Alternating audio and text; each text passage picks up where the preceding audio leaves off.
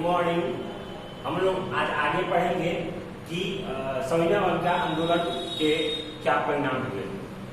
इससे पहले हम लोगों ने देखा कि भारत में राष्ट्रवाद की भावना के विकास किस प्रकार हुआ और किस तरह आंदोलन को यहाँ गति प्रदान की गई राष्ट्रवादी विचारधाराओं के द्वारा, राष्ट्रवादी नेताओं के नेतृत्व के द्वारा, और धीरे धीरे पूरे भारत में राष्ट्रवादी जो विचारधारा थे उसका प्रभाव, उसका प्रसार होने लगा और धीरे धीरे देखते देखते पूरे भारत में आंदोलन तेज हो गए, जिसमें गांधी जी के नेतृत्व में सारे आंदोलन अब धीरे धीरे शुरू हो गए। उसमें आपको संविधान अवज्ञा आंदोलन, असहयोग आंदोलन, खिलाफत आंदोलन, इस तरह के सारे आंदोलन होने लगे।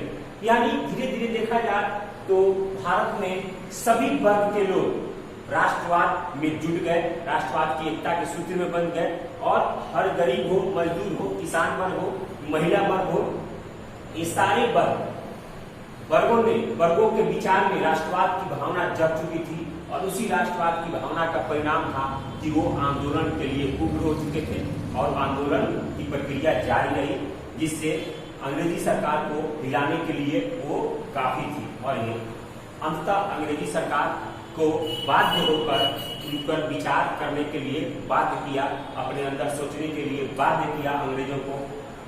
तो इस घटनाओं को हम लोगों ने देखा कैसे कैसे कांड हुए, कैसे कैसे घटनाएं हुई, जिससे अंग्रेजों के में कुछ खलबली मच गई, कुछ डर हुआ और उन्होंने शांति समझौता या और भी दमनकारी चक्र चलाने पर मजबूर हो गए, जिससे आंदोलन और भी तेज हो गया, जिसमें जालियांवाला बाग हत्याकांड था। तो कहीं ना कहीं उनके शोषण और उनके अत्याचार और उनकी क्रूरता के विरोध में यहाँ पर राष्ट्रवाद की भावना धीरे धीरे चल रही शुरू हो गई, क्योंकि अंग्रेजों ने किसी वर्ग को, वो गरीब हो, किसान हो, अमीर हो, छोटा हो, महिला हो, बड़ा हो, बुजुर्ग हो, किसी को उन्होंने शोषण से छोड़ा नहीं था।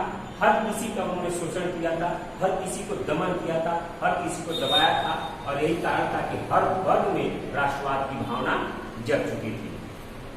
अब इसमें है बिहार में आंदोलन का प्रसार। बिहार में भी आंदोलन हुए। चूंकि बिहार समुद्री तट के किनारे नहीं होने के कारण यहाँ पर नमक का कानून बनाकर उल्लंघन का जो आंदोलन था वो यहाँ पर सफल नहीं हुआ। लेकिन इसके बाद चौकीदारी कर का यहाँ भरपूर आंदोलन हुआ। चौकीदारी कर का यहाँ पर विरोध किया गया। सीवान जिले में चौकीदारी कर का विरोध हुआ, जिसके नेतृत्व गंगा प्रसाद राय ने किया। सीवान जिले में गंगा प्रसाद राय ने इसका नेतृत्व किया और धीरे धीरे ये पूरे बिहार में यानी भागलपुर, गया, बाढ़, मोकामा, बेगूसराय आदि सभी क्षेत्रों में ये धीरे धीरे ये चौकीदारी कर फैल गया। संविधान अवज्ञा आंदोलन में जो जेल में कैदी थे, बिहार के लोगों ने विदेशी वस्त्र पहनने से इनकार कर दिया। उन्होंने नंगा आंदोलन शुरू किया। इसके लिए विदेशी वस्त्रों के बहिष्कार में पटना जिला के स्त्रियों ने बढ़ चढ़ कर हिस्सा लिया, यानी पटना जिले में स्त्रियां विदेशी वस्त्रों का बहिष्कार करने लगी। इसका नेतृत्व श्रीमती हसन इमाम ने किया, जिसे विंध्यवासिनी देवी ने आगे बढ़ाया।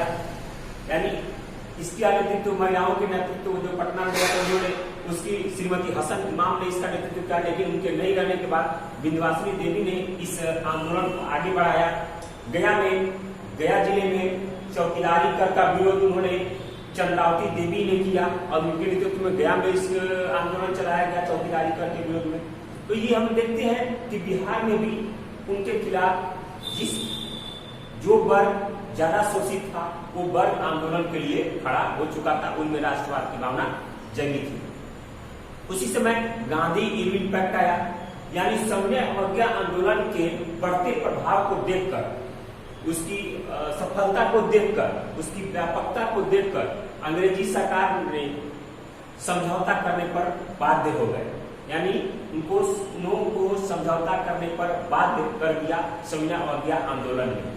और इसीलिए सरकार को, यानी अंग्रेजी सरकार को गांधी जी से समझौता करना पड़ा, जिसे गांधी इरविन पैक्ट कहते हैं। गांधी इरविन पैक्ट यानी ये लॉर्ड इरविन और गांधी के बीच समझौता हुआ था, इसीलिए इसे गांधी इरविन पैक्ट कहते हैं।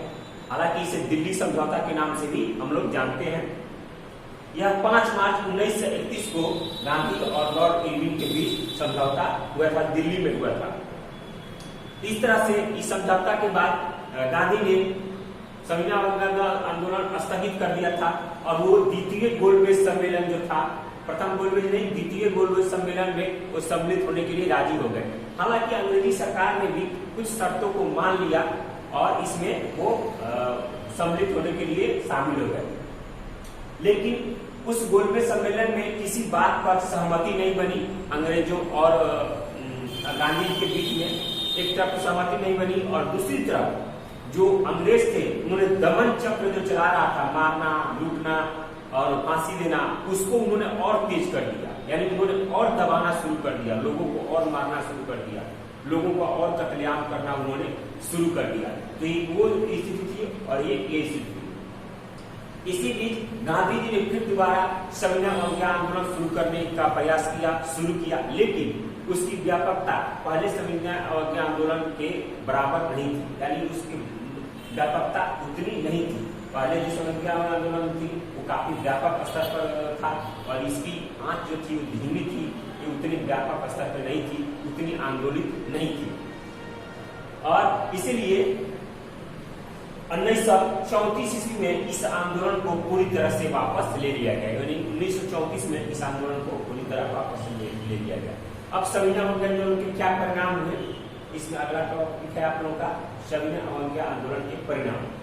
तो इसमें पहला परिणाम है कि इस आंदोलन ने भारत में एक सामाजिक विस्तार किया, एक सामाजिक आधार बनाया, जिस समाज में आपको महिलाओं हो, मजदूर हो, किसान हो, सभी लोगों ने भाग लिया।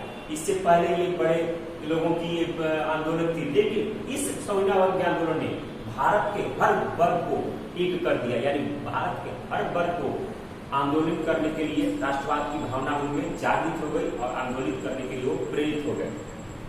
शहर हो, ग्रामीण हो, सभी लोगों ने इसमें अपनी भागीदारी देखी। उसके बाद दूसरा है, इस आंदोलन ने सारे समाज के विभिन्न वर्गों का राजनीतिकरण किया। यानी समाज से हर वर्ग से लोग यहाँ पर आए। यानी क्योंकि समाज के नाम पर अंग्रेज जो थे वो विरोधी भावनाएं व्याप्त हुई थी, जो उन्होंने विरोधाभ्यास समाज में फैलाया था, उस तरह की भावनाएं खत्म हुई और एक समाज का निर्माण हुआ। हर समाज के लोग इसमें एकत्रित हुए और इस आंदोलन को और तेजी से आगे बढ़ाया।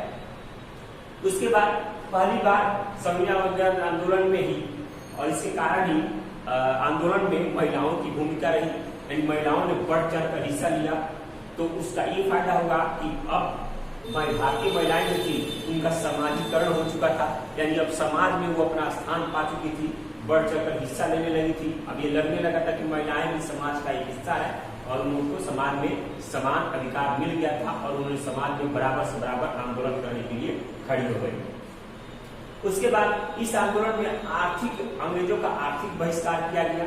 यानी आर्थिक बहिष्कार किया, जगह जगह विदेशी कपड़े जब जलाए गए, जिससे आपको विदेशी कपड़ों का जो आयात है वो घट गया। यहाँ पर पहनने से इनकार कर दिया गया। यहाँ पर जो कपड़े हैं उसकी मांग बढ़ गई।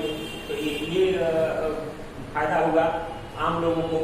उसके बाद उन्होंने इसी समय भारत में प्रभात फेरी की, एक संगठन जैसा एक प्रभात फेरी का उपाय किया गया, एक प्रभाव जमाया प्रभात फेरी ने। तो ये सारे थे। उसके बाद संविधान अवज्ञा आंदोलन ने श्रमिक और कृषक सम्मेलन आंदोलन को भी प्रभावित किया।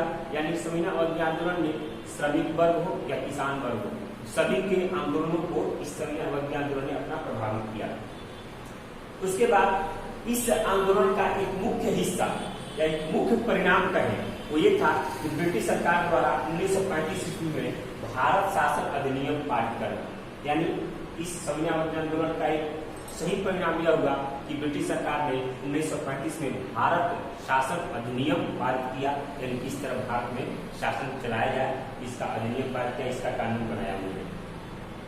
उसके बाद पहली बार इस आंदोलन के बाद पहली बार ब्रिटिशों ने यानी अंग्रेजों ने भारत से समानता के स्तर पर बातचीत की। पहले वो नीच मानते थे, दबाते थे, कुचलते थे, लेकिन पहली बार इस आंदोलन के बाद अंग्रेजों ने कांग्रेस को या कांग्रेस के जो लोग थे उनको समानता के अधिकार पर बातचीत की। यानी समान अधिकार देकर उनसे बातचीत शुरू किया।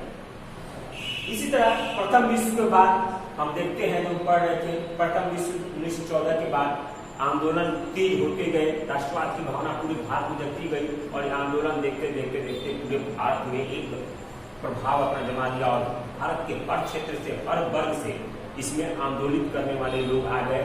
अलग अलग जगहों पर अलग अलग नेतृत्वकर्ता थे, अलग अलग राष्ट्रवादी नेता थे जिनके नेतृत्व में आंदोलन शुरू कर गया और इन्होंने किसान और मजदूर आंदोलन को एक नया आयाम दिया। यानी किसान जो मजदूर आंदोलन कर रहे थे, जो किसान आंदोलन कर रहे थे, उनको भी एक बल मिला और इनको उनका आंदोलन एक नए मोड़ पर ले आया।